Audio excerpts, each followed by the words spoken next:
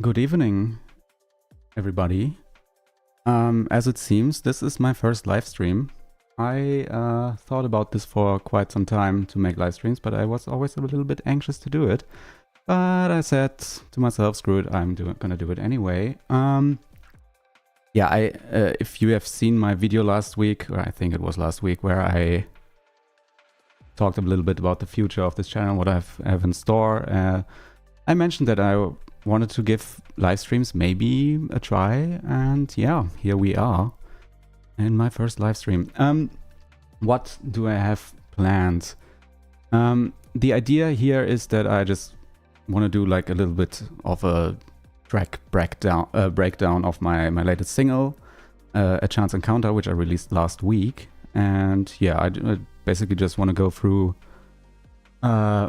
yeah, I just basically want to go through the track and explain a little bit what I did in this track and what went through my head while creating this. And it's, by the way, not the track you can hear in the back right now. If you can hear it, I don't know how quiet it is. Yeah, exactly.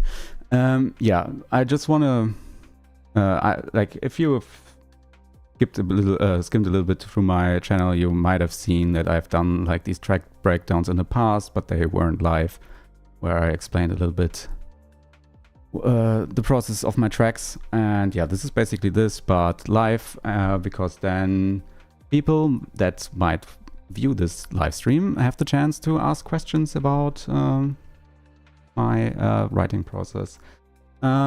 Yeah, this won't be the only format I'm gonna do live. I think I'm also think about yeah, doing like live music sessions where I just write some music or have some fun, and maybe some challenges with the viewers and stuff like that. But we'll see. It's not all really planned out yet. I'm basically just raw dogging this live stream.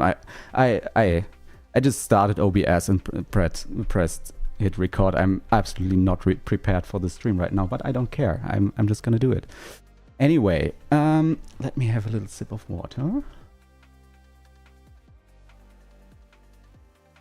Right. Okay. Yeah. I'm just gonna play a little bit from this track here. I'm not gonna play the whole track because I don't think it's needed. And then yeah, we'll just start. And yeah, pause the music, and off we go.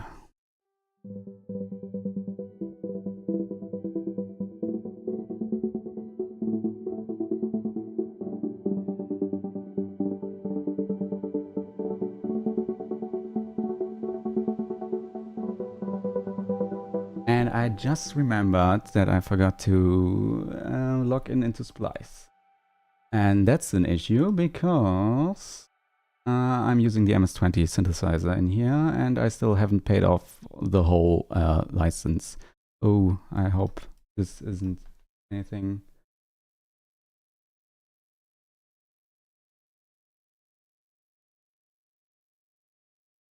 I don't know why Splice keeps logging me out all the time. It just happens so frequently. It's really annoying. Come on, Splice. You got this. Come on. I knew I would forget something. I thought about this before I started, but yeah, I tend to forget stuff like this. Let's keep it at that. And Splice is always so goddamn slow. Okay. Wow, I don't have to log in. It's just starting. Nice. The future, the technology of the future. Anyway, let's start playing the track again.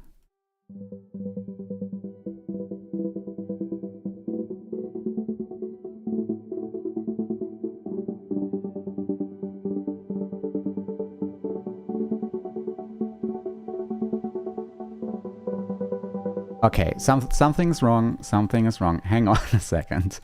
Why MS-20? Can you please? Thank you. Let's no. Now it makes sound. Okay. Awesome. Then, yeah, let's just take it from here now.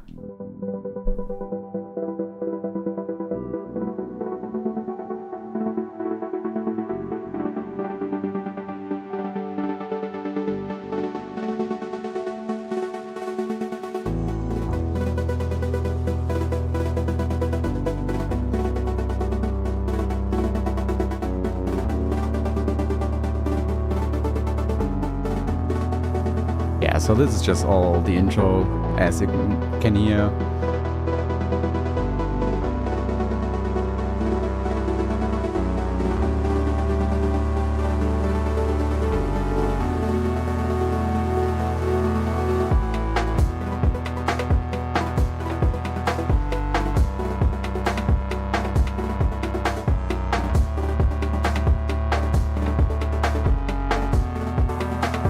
Yeah, let me skip a little bit ahead.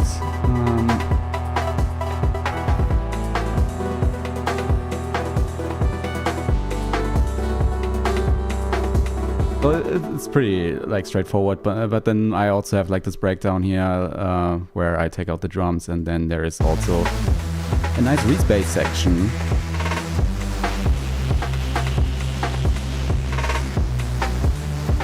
Right.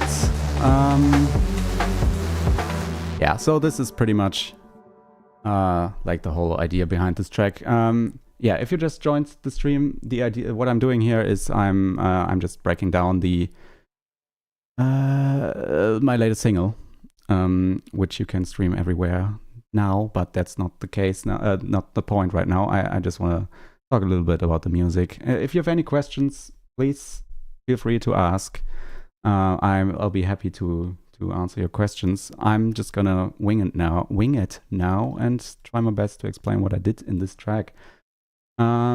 Which has been a while since I last opened this project, so but I'll manage. Okay, I think we just start with the drums, which is usually the foundation of my music. I pretty much always start with the drums. Okay, now that I think of it, I didn't do this in this track. I actually started with the pad. But I get to this later because, yeah, this is like the meat of the sound. Okay, so drums.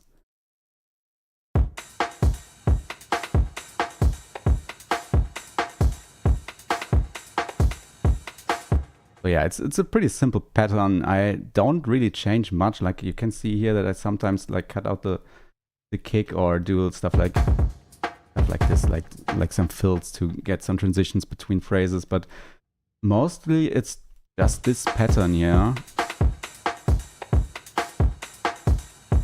I don't even know what to call this pattern. Is it like an I don't know, like a two-step pattern? Maybe someone can help me here. I often don't know the terminology of the music I'm making. I don't even know what genre I'm making. I'm just making music, basically.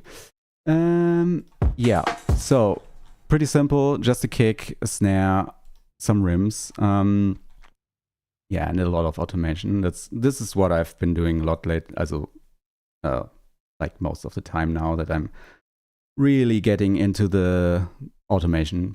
Not on every element, as you can see on the rim, but I usually do. Exactly. And what I also like wanted to do with these drums is that they sound more organic, I suppose. I think this is snare. Yeah, like this snare sounds like not like a typical electronic music snare. I would say it sounds more like like something you hear from an actual drum kit. Yeah, and then what I also like to do all the time with my drums is like have these call and response sections. Like I always try to have everything bounce off of each other. Like you have the snare and then the rim answers to that. And then sometimes another rim also answers to this phrase. And then we get back to the snare. I hope this makes sense. If not, let me just play the snare and the rim together.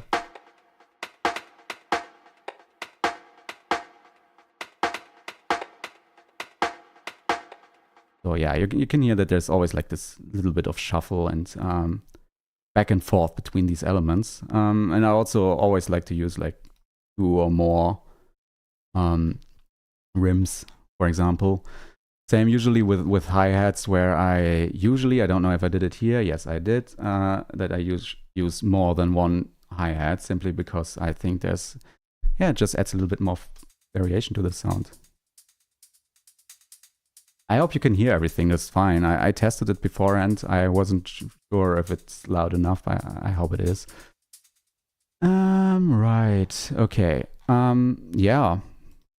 I don't even know how I want to start because I just pressed go live, and then now I'm here and I have to explain this stuff. Yeah, I think I'm just gonna explain the drum group for a start, because like the drum group processing.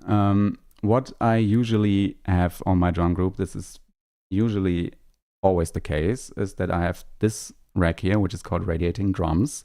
And this rack has an EQ, a radiator, which just looks like this, a glue compressor, and a utility for making it a little bit wider, the sound. And this is based off a rack from Ableton, like a rack you have that comes with Ableton.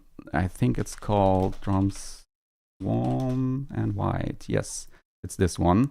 And the only thing I changed is that I added the radiator into the mix to make it a little bit to my own sound, basically. Right. And yeah, so this is something I just always add to my drum group. Same is true for this drum kit enhancer, which is just a preset you have for raw. This is also like just a standard preset you have in Ableton. The only thing I usually do is just change a little bit of the dry wet, and I sometimes like to switch around with this amount knob here. Wait, let me like just add some feedback, because I think it sounds a little bit more interesting if you have it. And I like to automate this usually. I didn't do this in this track, but usually I like to automate this, especially for automations on breaks and stuff. And yeah, the last thing on the drum group that's important, the rest is just limiters and stuff like that, is this convolution reverb, where I have the drum room preset usually, which sounds like, let me just put it on 100%.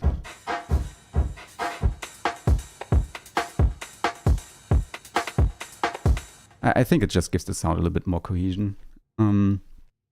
Exactly. Water.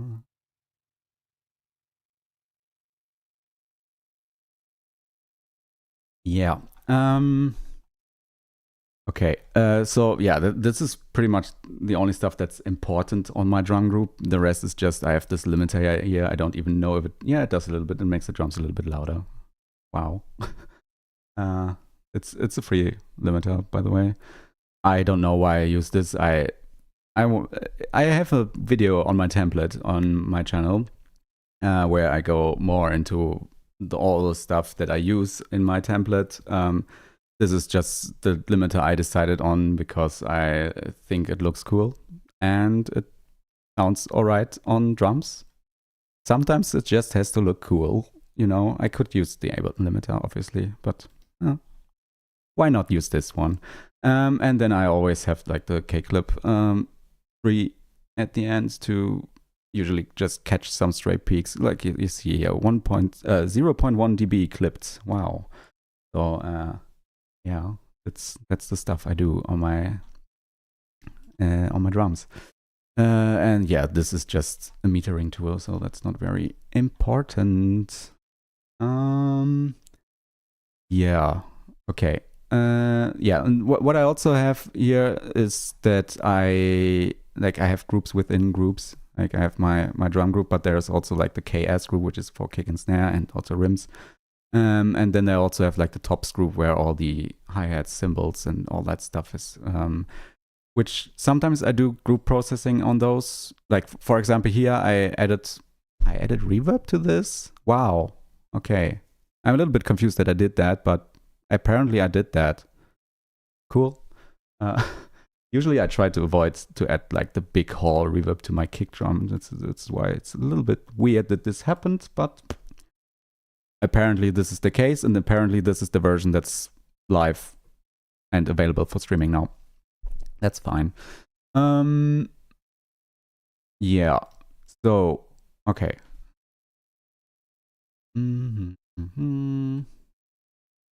Yeah, let's just start with the kick. It's just a standard kick drum. I even still have another sample in here. I think this was the kick I used initially. Let me just switch this around real quick so I can hear the difference. Yeah, I don't know, it just doesn't punch enough. That's why I changed to another kick. This is something that happens a lot, like when I'm writing, that I start out with a sample, and then like when I'm getting closer and closer to the end of the track, I switch out samples because I realize, wait, this kick just doesn't fit anymore. It doesn't happen as often as it used to because I've gotten better at sound selection, but it still happens all the time, obviously. But the issue back then was usually that I picked something, and then when I tried to change it, the whole track fell apart because my mix was just terrible, and it was basically just held together by this tiny little element, and without it just sounded horrible, and then I would scream in agony usually. Thankfully this doesn't happen as much as it used to. So in terms of sound design, there isn't much on this kick drum really. I got decay, and I have the radiator in here with some little bit of distortion. I should probably do some A/B sound. Maybe I should do this. Sorry if this is all very chaotic. That's how I am. You usually just don't notice this because I cut this all out when I post my videos, but when I'm live, it's like this. It's a little bit of chaos, but I'm embracing it. That's who I am. Right. So again, the drums without all the sound processing. I'm so confused about this. I don't think this is right. Yeah, I must have clicked this on accident.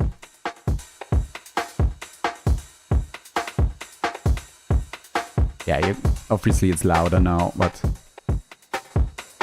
you can also hear that it adds like a lot of distortion and stuff. Whoops. Which makes... I usually just work directly into this.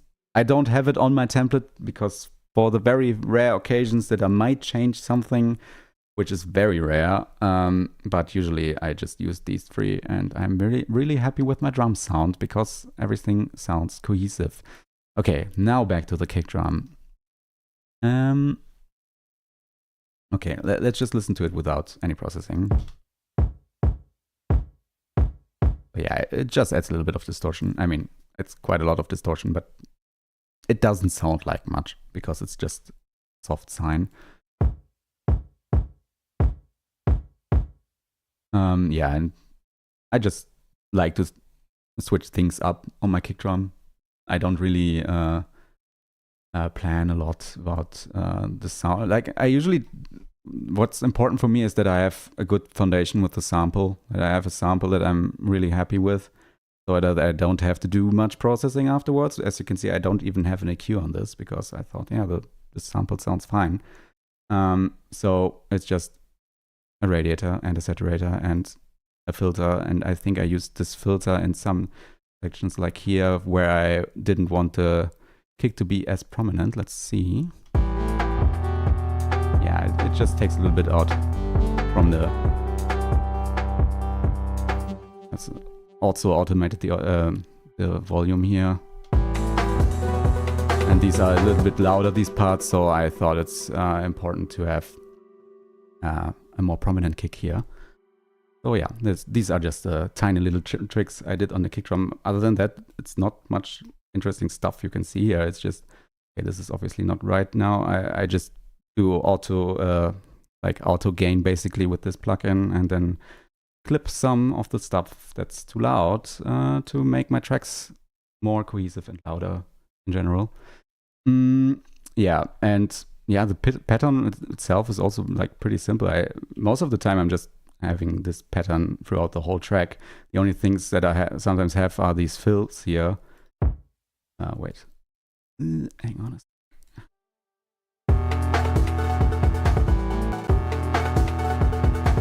Where I just add some kick fills. Yeah, again, if you have any questions, feel free to ask. I'm just winging it here and looking at the chat if someone has any questions. Right.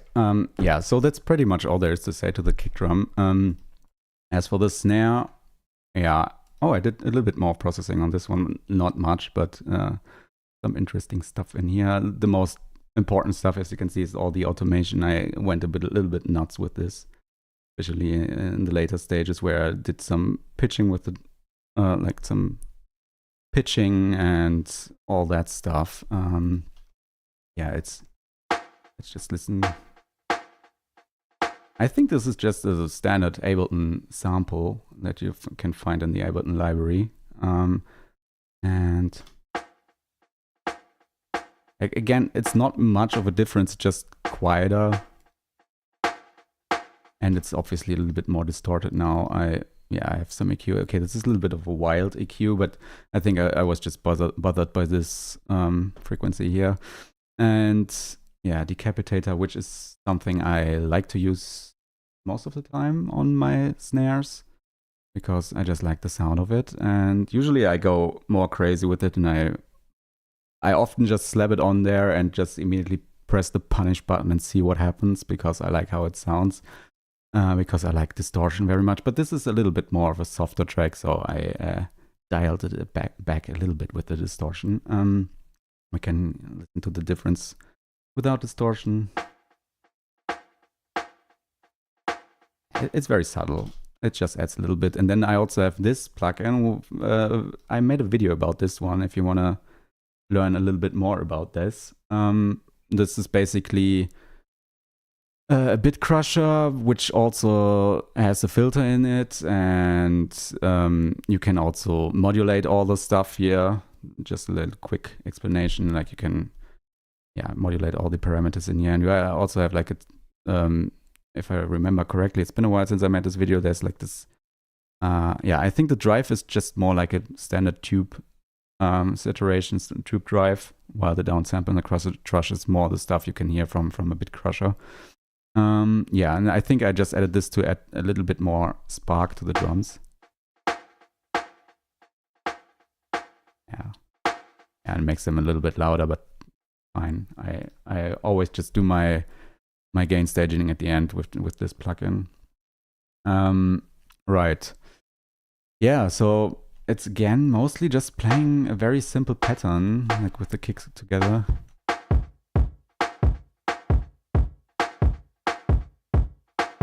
I don't even know what to call this. It's like a hip hop pattern, I guess.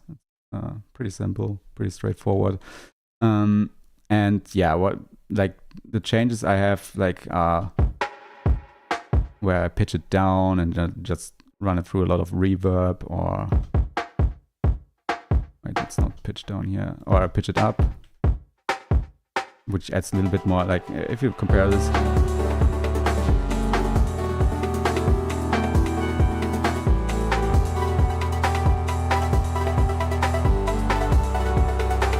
Like this pitch of the snare happens at the same time that the main synth also pitches up. Like the pad goes up by an octave, and this just goes up by 2 semitones. But I think it just adds a little bit more of uplift in this track, if this makes sense. All these decisions are usually not very conscious. I just listen to the track and realize, I want to change something here. What could I change? Well, let me try. Maybe let's just transpose it up or down, and that's usually how I come up with all my stuff. Right, where was I? Snare. And then what's more important, like at the break, I change up the pattern a little bit. Like I add some more fills to it, so like.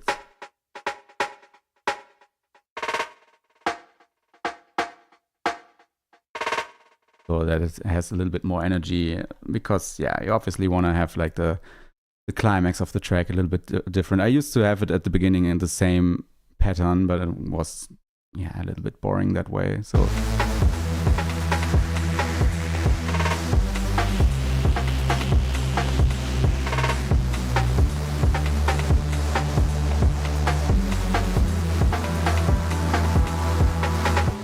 right.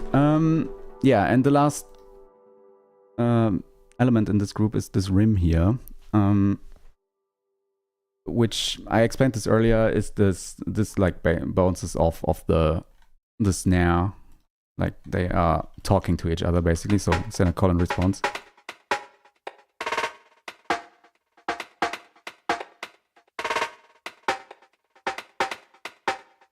Exactly.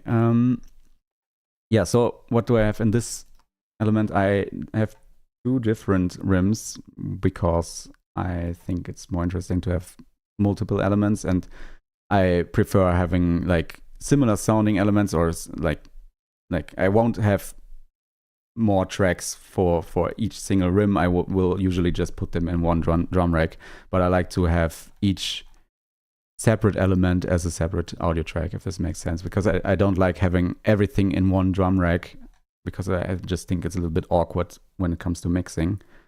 And yeah, so I didn't do really any processing here besides cutting out the low end, so that's not very interesting. I ran it through my reverbs and delays. But other than that, there isn't much more to tell you about this element. So I would say we just move on to the next one, because I don't want to bore you with the boring stuff. Right. So we can at least listen to this whole group here together before we move on. Let's just...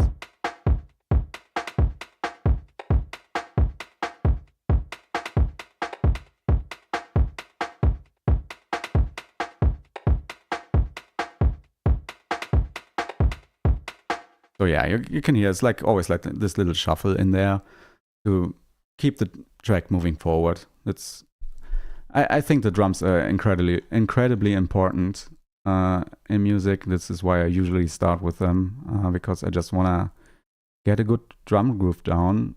And yeah, I used to start with techno usually in the past, like when I started making music in Ableton, and I quickly learned that you have to make some variations throughout the whole track to have an interesting drum groove.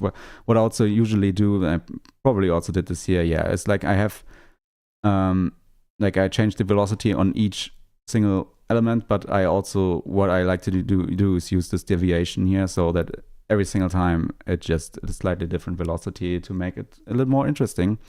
So it never sounds exactly the same. It's not like you would notice it if I export this track twice, it obviously would be different velocities in both versions, but you probably wouldn't notice that there is this difference, but you can still notice it while listening, that it doesn't sound repetitive. So that's why I'm doing all this stuff. And it saves a ton of time, because you don't have to do this by hand for each single clip. So that's always a plus, if you ask me. Okay, enough talking. Let's move on to the next elements, which are just my tops, which are a close hi-hat, an open hi-hat, and a riot. Whoops.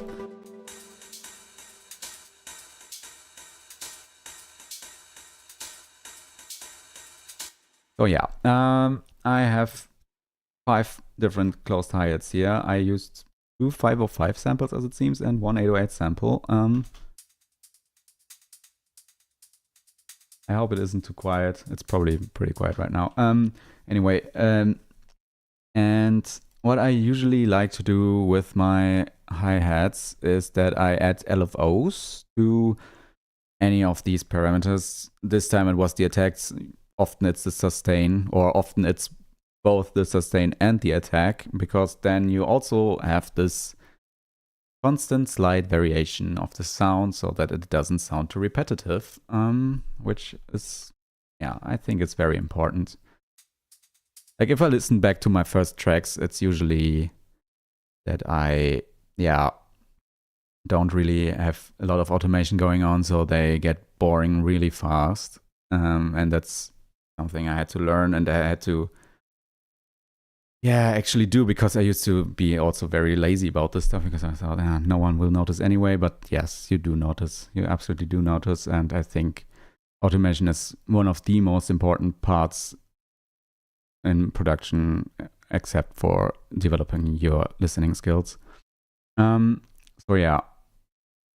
there are 3 LFOs here, and as you can see, I have different patterns for each of them, and they are all assigned through one of these, so that each single hi-hat also has a lot of variation in them. I know it's a lot, and I don't know if it's needed to go that granular, but I like doing that because I think it's fun to do that, so I just do it. And yeah, in terms of the sound design, what I usually have on my hi-hat is this rack here, which I also made, which is called hi-hat exciter. And what is in here? We do have an EQ, a saturator for some light saturation, a vocoder, which is very important to the sound, and I also have erosion. So yeah, like the main part, let me just turn this up a little bit so I hope this is now a little bit better. Yeah, I think the vocoder is a very important tool for me to sound design my hi-hats, basically, because I think it adds, like if I turn it up all the way, you can already hear that there's like a lot of crunch. I just like to use it a little bit more subtly because I don't want to overdo it, at least not on a track like this where the drums don't sound as crunchy altogether. And yeah, the main thing for this sound is basically this thing here, which you unfortunately cannot automate. I hope they will change this eventually, because if you just go up here, it sounds more like this, and now it sounds more like this. Yeah. And I like to have it down here, but I always switch it up a little bit every time when I use this. Yeah, and the same thing is probably happening. Yeah, at least, yeah, I didn't add an LFO this time to this one. I don't know why. I just didn't. But I did some automation here, and it's the same thing. So.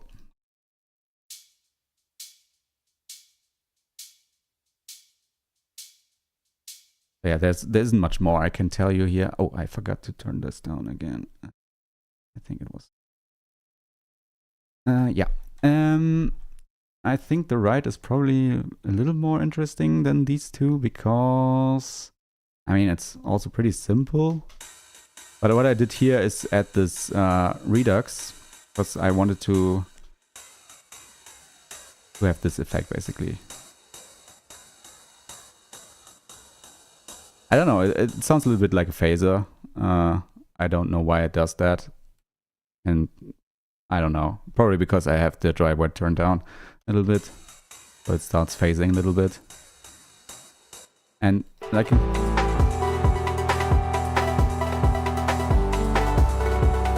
You obviously can't hear it that much. But it's like, it's all these minor things that always add up. Like you add all these minor changes throughout the track, that add up through this whole picture and together make a cohesive track, basically. I hope this makes sense. So yeah, that's pretty much all there is to say about the drums. I don't think there's anything more to add to this. So let's just move on to the bass. The bass is most of the time just made up of these two elements here, the sub and the main. Let's just listen to them together.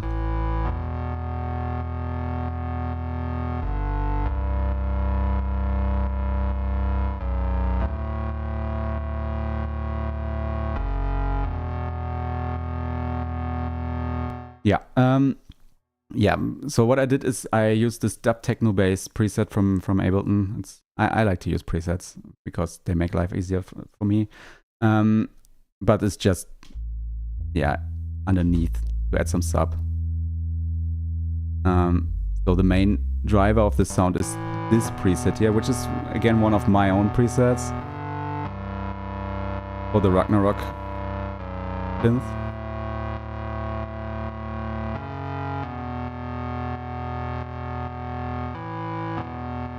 So yeah, it's like this very harmonic sounding bass line.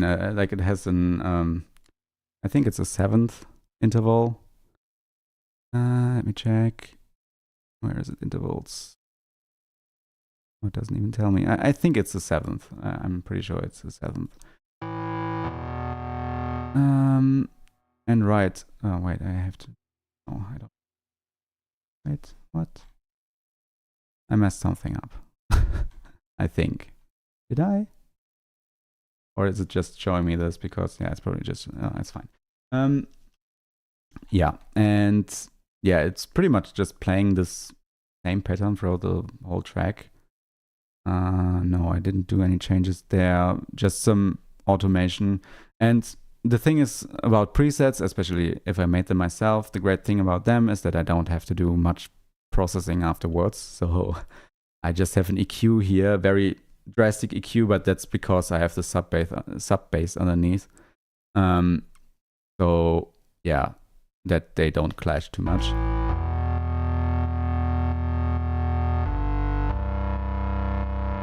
Like you can definitely hear a difference if you're listening on speakers or on headphones. Probably not so much if you're listening on a phone right now.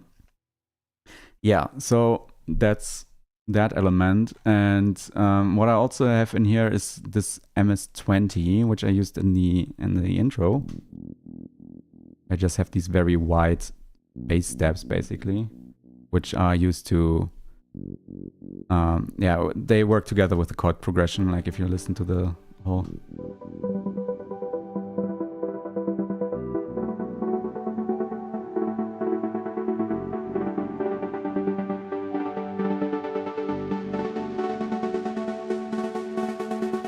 Yeah, so what I used here is just this lazy toad bass preset from the MS-20. I still haven't quite understood how this synth works. I just fairly recently got the whole Korg collection on Splice, so I'm still learning all that stuff, and it's very overwhelming to look at, especially because of all this modulation stuff. But the great thing about these Korg synthesizers is that they have really great presets, so I'm just using them, and I'm really happy about how they sound. I mean, again, I barely did any processing here. I have some EQ and a delay, and that's it. So not much more to say here, really. Yeah, so this only changes the delay. Oh, and obviously, yeah, I have a filter here. I mean, this also sounds really cool, the sound, but it wouldn't have fit in the track like this. I mean, I open up the filter a little bit here, but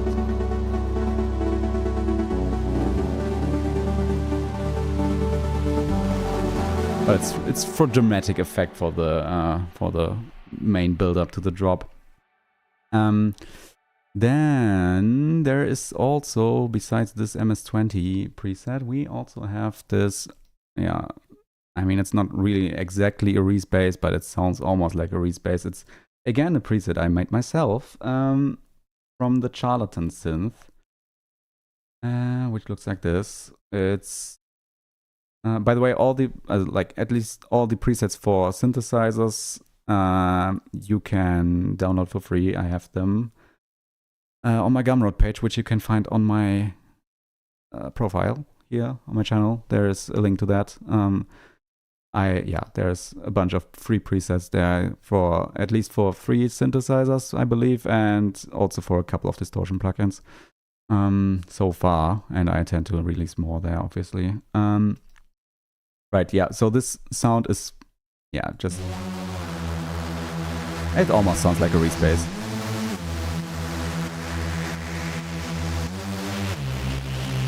And I did some funky automation here with the EQ. And I also added the amp, like without the amp. It sounds fine, but now it sounds really thick and heavy.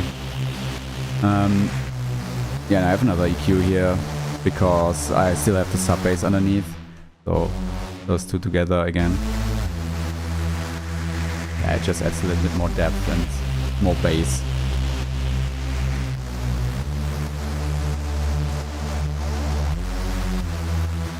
So yeah, I just wanted to have something different at the drop, because like you can probably still see all this grayed out stuff is still the original bass line I had this here, and I was like we can listen to how this would have sounded without this bass. So we have all all this build up here.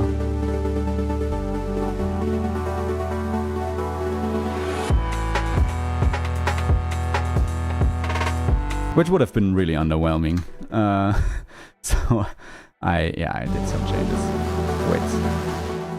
I hope this was also muted. Damn it. It probably was, yes. Yeah, I think this is...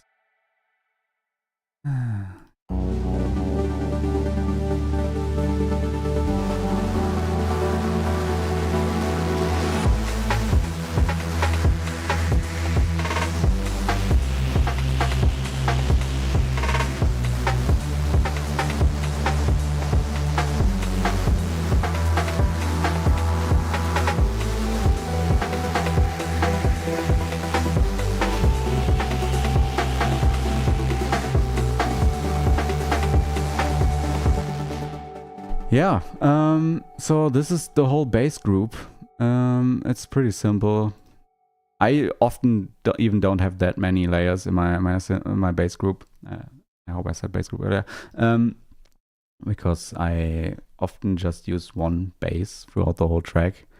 Sometimes like add like these steps and stuff, but yeah, I like to keep it simple.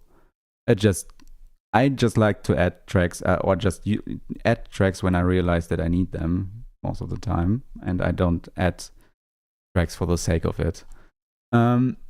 Okay, so let's just listen to bass and drum group together.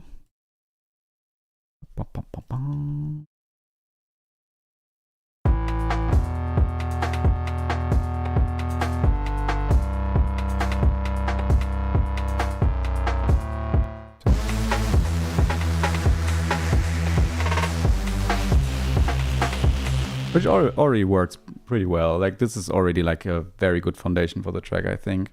But I think the main sound of this track comes from this hat. And what usually happens, I don't go into Ableton with the idea, oh, I'm gonna write in my new single now. No, I usually go into Ableton with the idea, let's just make some noise. And try out some stuff. And yeah, I just used this hat, which is again a preset of mine. And I just added this plugin to it.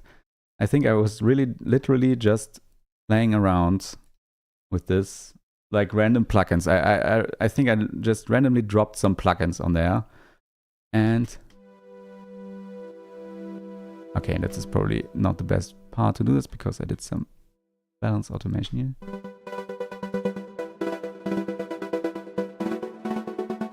Yeah, because without it, it's just a regular pet synth line, nothing fancy. But with it, it just is really cool gated synth line.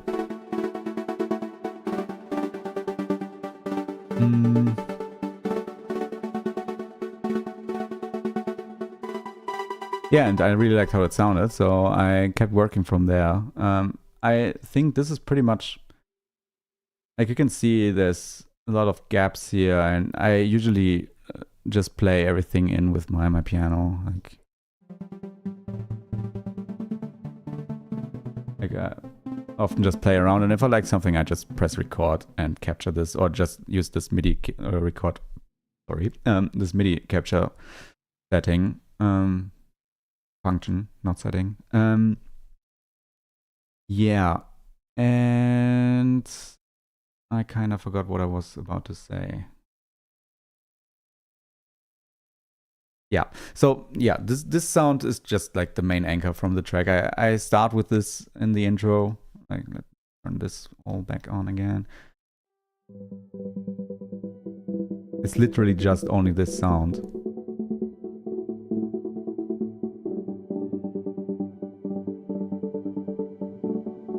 And like this resampled sound, but this is so quiet you can't even hear it at the very start, because I wanted to like really set the stage for the track with this sound to show that this is the main anchor. This is what you will be hearing for the next 5.5 minutes. And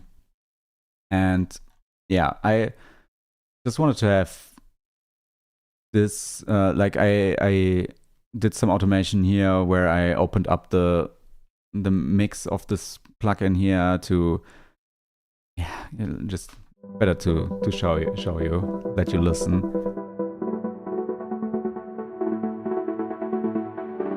So it all opens up here a little bit. Now that you can have a transition to the next phrase, and then it goes back, closes back the gate, and yeah.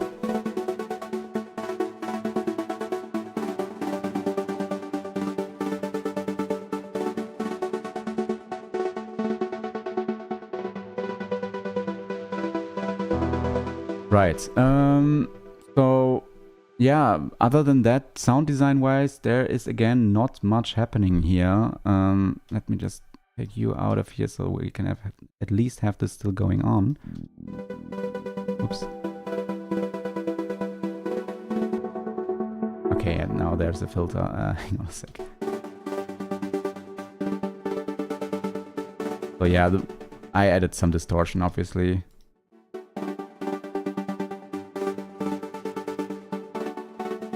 This is usually, I almost always use the amp on my pads and on a lot of synths because I just like the sound of it. I think it's a great way to distort and also to give clarity on the other end. Like you have this heavy distortion, but it makes the sound like it pops more out of the mix, I think. Like if you listen to this without it here in the whole mix.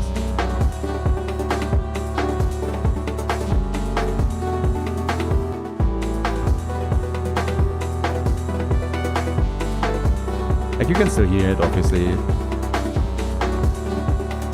but you can still hear it a little bit better with the amp, and I like that.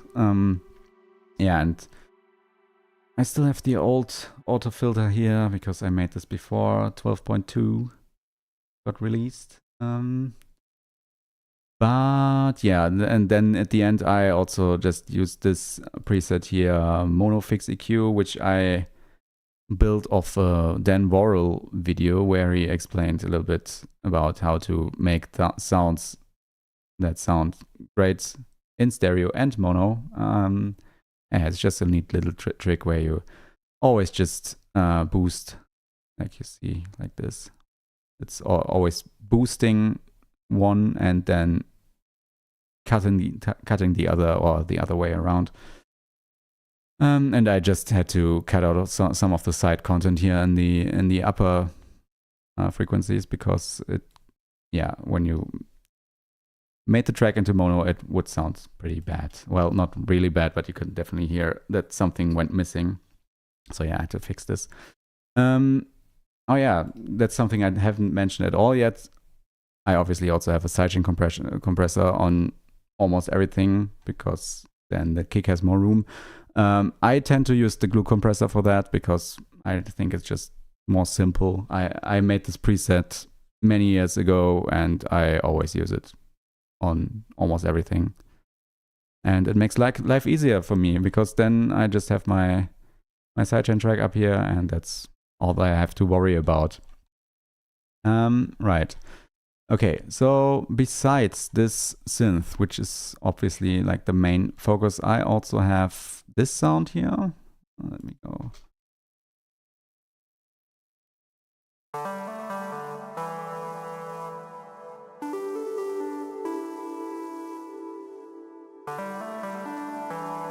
So, and I'm gonna reveal very shortly what this is, but maybe you might want to have a little guess where I got the inspiration for this, like which artist inspired me here. 3, 2, 1. Here's your guess, and now the reveal. Okay, you can't even see it. Great reveal. I hope you can see it. Wait, let me see. Ta-da! It says Roijabif, or however you want to pronounce it, bass, and this is basically a preset I made that is used from built after Boards of Canada. Yeah, and they are a great source of inspiration for my sound. And I always like these dreamy synths they have going on. And yeah, this is actually bass preset, but it also works as a lead. And yeah, it always just has these nice fills in between phrases. So you have... Yeah, pretty simple. And yeah, this sound, I think I got this... I think someone on YouTube made this preset and I just rebuilt it from this video. I unfortunately cannot remember who that person was. Thank you to that person. Here's how it's made, how it was made. It's pretty simple. Show you the mapping. Hang on. Sorry. Yeah, this is what's the meat and bones of this preset. It's pretty simple. Yeah, it has 2 oscillators. And that's pretty much all there is to it. There isn't much more in here. But it sounds great, so I like to use it. Oh, and also I have Superplate on here, which is another great free, not free, but a great reverb I like to use. Especially for sounds like these, because they already sound so, like they come from an analog synth, although it's a digital synth, then I like to use plugins that also are modulated after analog stuff, because why not? Yeah. There isn't much more to this sound, honestly. So we can move on to this sound, which is... Oh yeah, it's just a nice melody.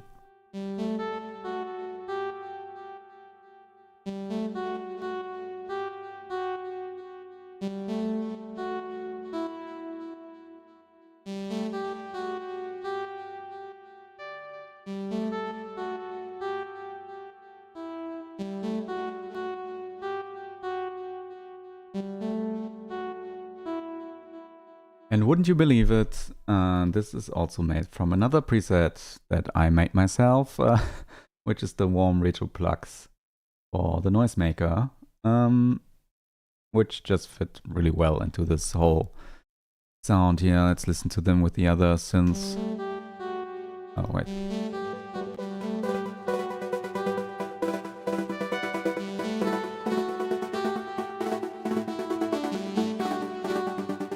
Yeah, and most of my melodies, like, I don't really... I mean, I know music theory, at least the basics, but usually when I write, I just jam. I have, like... When I have my first element, I just use another element and just start jamming, because that's pretty much how I always made music before I got into electronic music production. Like, I used to play... I still do play guitar. But what I used to do a lot more than now is just listen to music, grab my guitar, and start making new melodies for the track I am listening to. So I think that's how I developed a lot of improvisational skills in terms of music. And yeah, that's that way I think my music always have like these what do you want to call it, like these jam elements.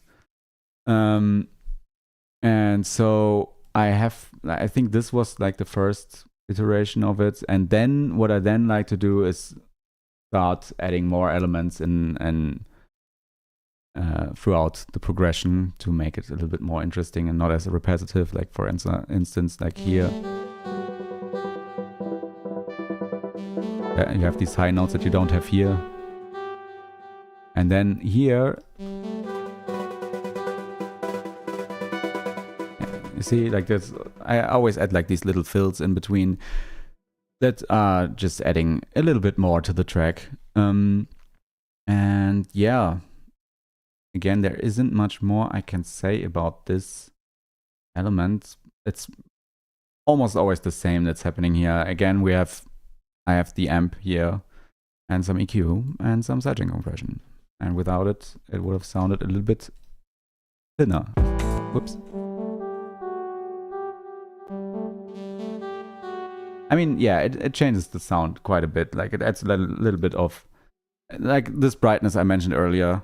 It makes the sound pop more. I mean, it's a nice sound. from the get-go, but for this track I needed something that pops a little bit more, especially for the mix. So let's listen to this without the element. You see, it's like very quiet now.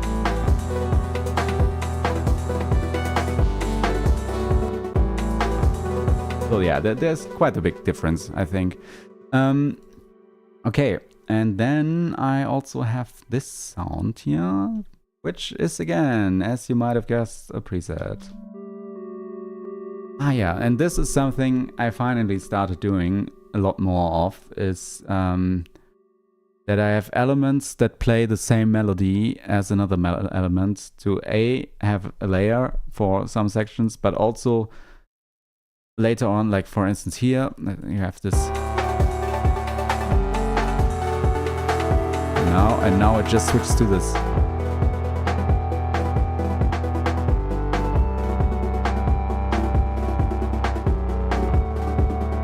So you still have the same melody playing, but since you switch to another synthesizer, it doesn't sound as repetitive, and gives the track a whole new mood.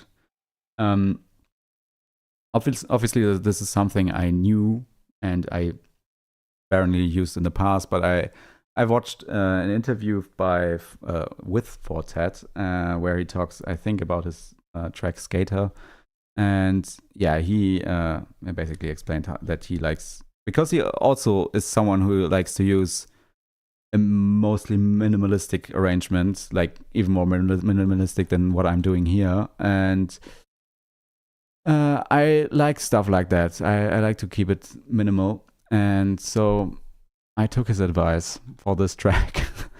So this was more of a conscious decision, because I noticed, I need more in this track. I can't keep playing this throughout here. Like you can see, I used to have it here in the beginning, but I just muted it. And so I need to add some variation by adding a new element which plays the same melody.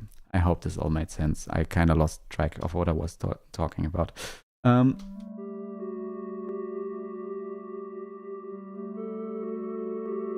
Yeah, and this is a very simple preset. It's basically just a triangle with some bit crushing in here. And yeah, just some very simple EQ. And both of these, I also like have, I switch up the octave sometimes, like here. Let's place this.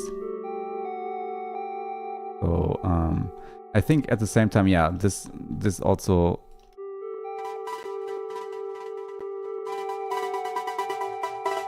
And before that. So that's also something I like to do, is that I have one element, like that's the main focus that goes up by an octave, but I also take other elements up this same octave so that the whole track moves upwards. Yeah. Now, and the last element in the synth group is this poly plug, which sounds like this. Oh yeah, it's a polyrhythm, and I did add a bit crusher to this because I wanted to have like this moving sound effect, so it sounds like this. Oh wait, let me.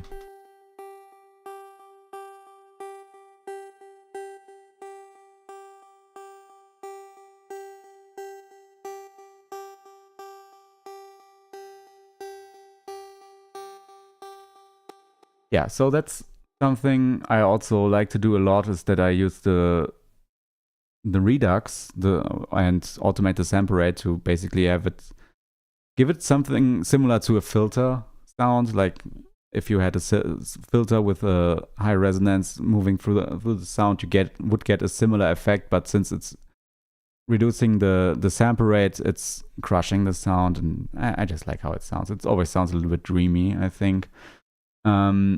I often use this for transitions between sections.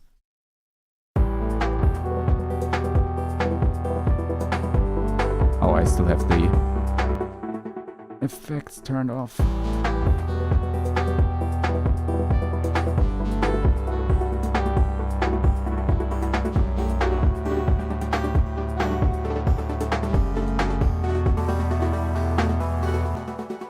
Right, and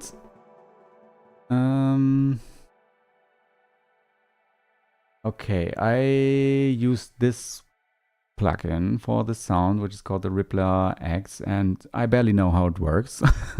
This is also something that happens a lot, that I just get free plugins, like how they sound, but don't spend much time with them, exploring them, and just use them, because then you can come up with happy little accidents, to quote a famous painter called Bob Ross. Yeah, whoops.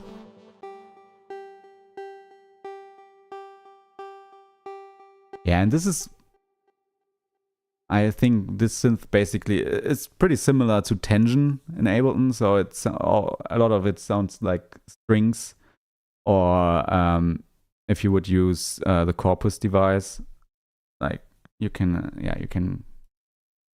Quick little detour here. I have to explain this. We have the string sound here, then it like beam sounds.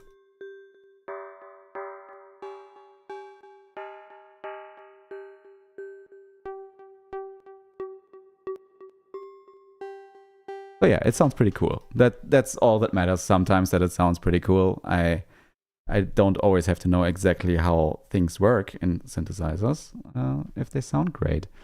And yeah, I wanted to have this organic sounding synthesizer in contrast to the rest, because the drums also sound a little bit more organic on this one, I think.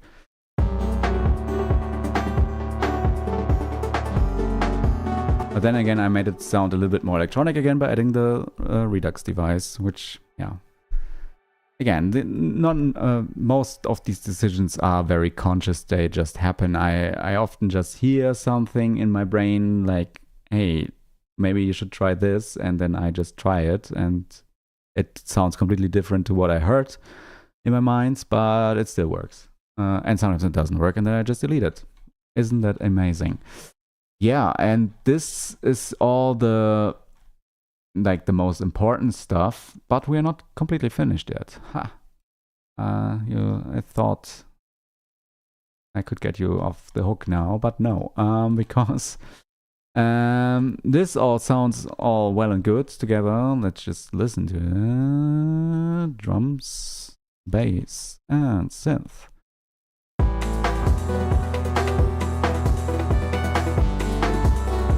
Like, this is fine,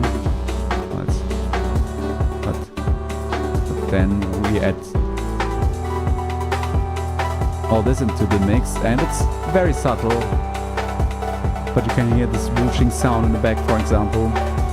And yeah, this is all the nice ear candy in here, like Foley sounds, resampled sounds, subway sounds, and more, and also a sound that's a little bit sad, like the origin is a bit sad, but it was important for me to add this. I will get to this a little bit later. I explained this in the comment below the track when I released it here on YouTube, but yeah, we'll get to this. Right, so yeah, what's in here? We have all these weird sounds. I hope you can hear this on YouTube. It's obviously pretty quiet. But yeah, like, here's, let me just turn this up a little bit.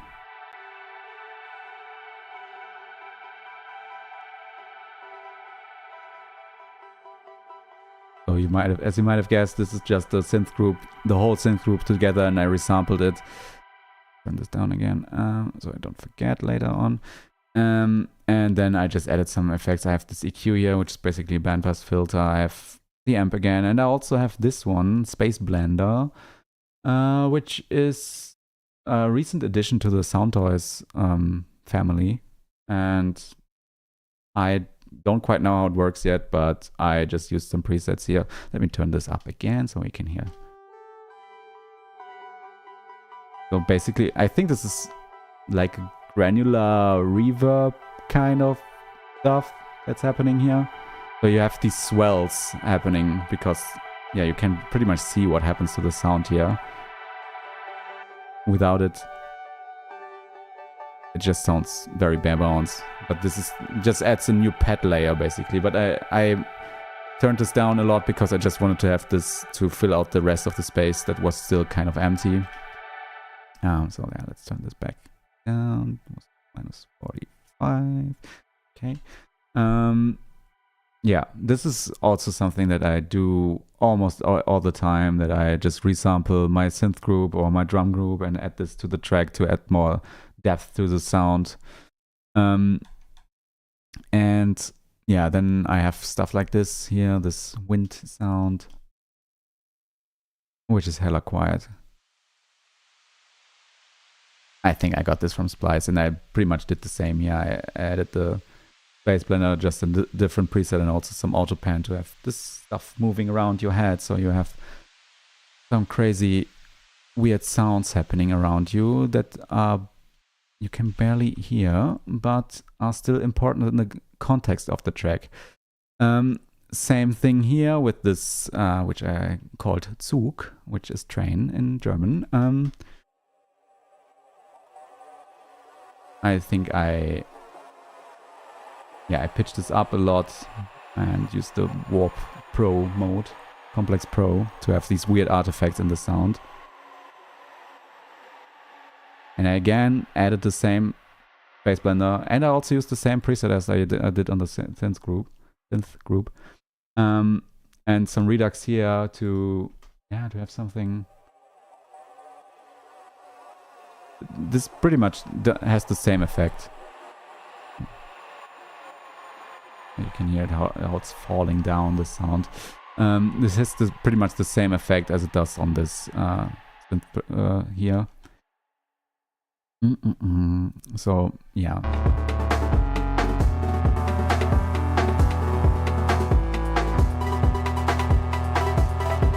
You can hear this train, and now it's gone. You can definitely hear how it adds a lot more depth to the track. It's subtle, but it's subtle, but I think it's important to add this stuff because always when I add this, I realize, oh, the track is finally getting to the finish line.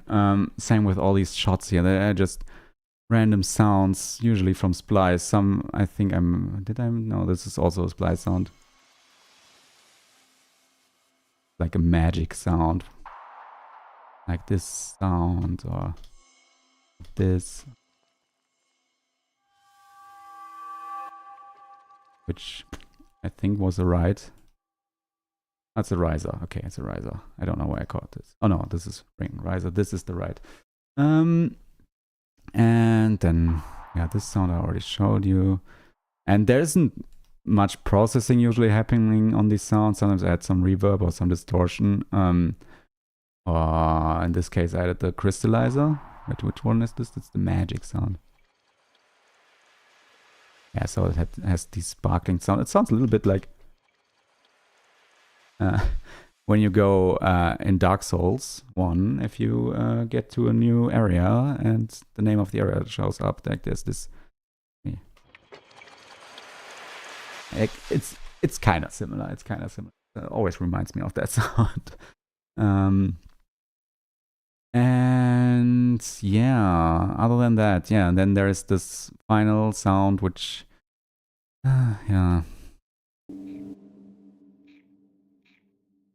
very quiet. But you might guess this is the sound of a cat, and now I'm getting a little bit emotional because this is the cat that died recently, and I was writing this track. I was pretty much close to finishing. I was already finished with the mix basically. I just let it sit for a few days, and then I got pretty bad news from my mom that one of our cats had to be put down because she had a seizure or a blood clot in her brain. She was quite old, but it was still, it came out of nowhere basically, and I was pretty heartbroken. I'm still pretty heartbroken about this, although I'm moving on, but it still hurts to talk about this. And I wanted to honor this little kitty because she always warmed my heart, and then I had this tiny little meowing from her That was I was visiting my parents and I just started sampling stuff on my phone all the time. And I wanted to get the cat to make a sound. And yeah, and then I was talking to the cat, and my mom was also calling her, and then she made this tiny little squeak. And this is now here in the track. It's at the end. You can. So yeah, it was important to me to add this to the track, so the whole world will forever hear this little kitty meow. Yeah, it was important to me. Right. That's the whole track, really. There isn't much more I can say. I have some minor processing here, but if you ever seen my template video, I will explain what all this stuff does here. It's not much like this saturator here. And I added another little bit of saturation because I wanted to have a little bit more beef in the track. And I also have a limiter here. So that's it. That's my mastering chain. I don't really master my tracks. That's what I have to say. I usually turn off the limiter, export the track, and then add this to a new session, and then add the limiter back again in case I want to make some final little tweaks. But for this track, I literally just put the limiter into the master track, and that's it. And yeah, because I really try to make the best sounding mix from the very start. I used to have this mindset where I would just start a track and think, I'm gonna fix it later. And then when I get to fixing it later, it all sounds really bad. I still tend to do this sometimes, but it's usually with stuff where I know that I can easily fix it. Like for instance, when I notice that something is sounding a little bit too wide, I know how to fix this now, and I don't worry about it too much. But yeah, like glaring issues I fix from the very start. And that's also how you, in my opinion, learn to develop your ears. There isn't anything else I can say. I know this might have been a little bit incoherent, but that's how I am. And I just wanted to start streaming so that I finally do this and don't always tell myself, oh, I'm gonna start streaming and I'm never gonna do it anyway. But now I did it. This was the can opener, and I try to do more streams in the future. I think for the end of the stream, we can have a final listen to the track, and then we can say goodbye. Yeah, let's listen. Hang on.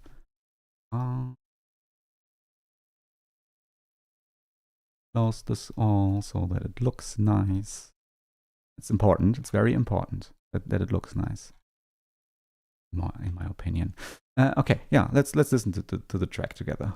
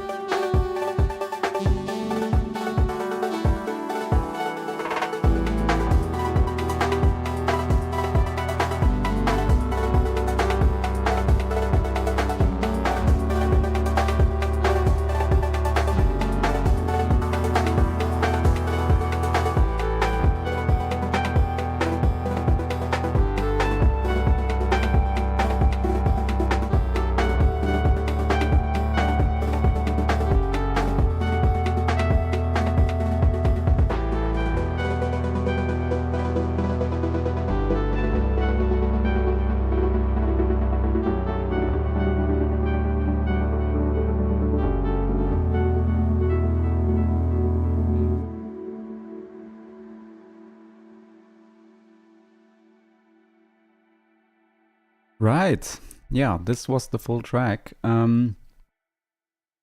If you have any questions regarding my music, this track, whatever, just leave a comment down below. I believe this will be up on my channel now. This is the first time I'm streaming, so I hope it works how I intend to work. Intend it to work, damn it. In any case, this track is out since last week, so you can listen to it on all streaming platforms, obviously on this channel, and it's also on Bandcamp. Yeah, and I'd appreciate it if you gave it a listen. And I didn't plan this closing section, so I'm just gonna say thank you for the people that tuned in during the stream, and I'll catch you all very soon. And until then, bye.